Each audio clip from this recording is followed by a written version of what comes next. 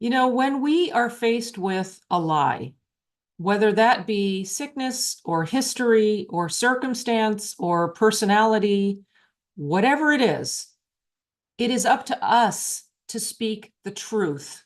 There's a quote from Mrs. Eddy: speak the truth to every form of error.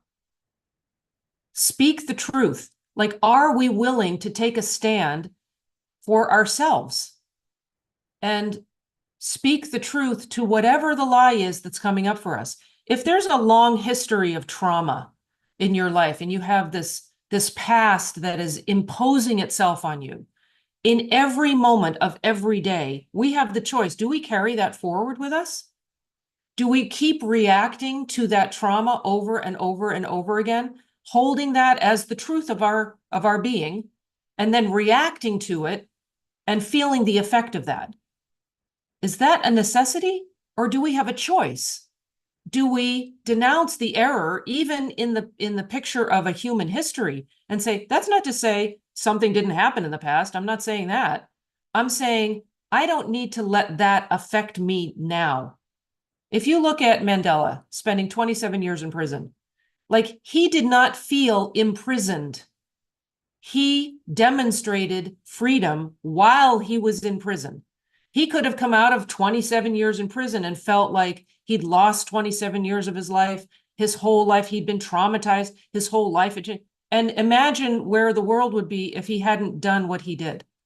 If he had claimed that as his identity and been imprisoned even after he was released from prison, just like with us, if we go through a traumatic experience, we claim the trauma, carry that forward, and are imprisoned by that for the rest of our lives. Don't we have a choice? Can't we speak the truth and recognize whatever the circumstance was in the past? It does not claim my life. Didn't claim it then, doesn't claim it now. Even if I bought into it at the time, doesn't claim it now. And I have the ability, I have the authority, I have the dominion to take a stand and speak the truth to that error and recognize that I am made in the image and likeness of God. I am born free. Where the Spirit of God is, there is liberty. And that's what we get to stand for and walk forward as. We get to walk forward as the expressions of the complete idea that is all good, that is free, that has unlimited ability and limitless capacity for good, for expression, for individuality. And that's what we claim. We speak the truth to the error, and we claim the freedom. We claim the dominion. And then our experience reflects that. We don't look to the outside and try to sort of manipulate our thinking based on what we see outside. No, we take a stand for who we are, and then we look out on the world to see that reflected. We don't do it backwards, because then we're constantly in reaction mode. We're constantly being buffeted by all this stuff and then trying to figure out how to react to it. No, that's not the reality. And I'm just getting like blasted by the sun. The sun is out. Yay. So as we're talking, the sun is shining. That's kind of cool. It was like cloudy and rainy and windy and all this stuff. I can show you. I have the sun a swivel. I can show you. Look, there's the view. You kind of can't see it because there you go. It's like, now it's all calm. It was like pouring rain and windy and huge waves, and it's kind of exciting and dramatic. So we get to see the reality and speak the truth to every form of error. So that is my note for today. I know this seems like a very tumultuous time here in the United States. Those of you around the world understand tomorrow's the election. And we don't need to buy into and react to the circumstance. We get to claim there is one true government.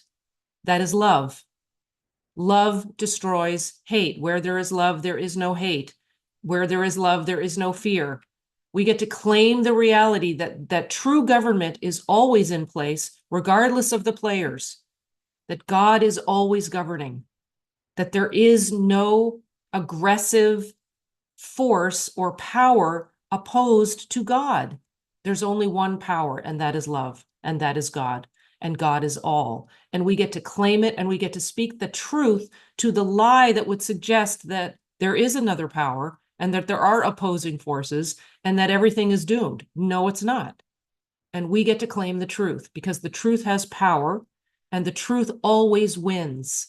Speaking of winning, the truth wins. So that's what we get to look at when we're talking about elections and governments and all the different scenarios that we're looking at right now. The truth is the victor. Truth wins. And that's what we all get to pray for, to see that clearly. No matter who the players are, truth wins and is the only power. Okay. Lots of love. See you next time.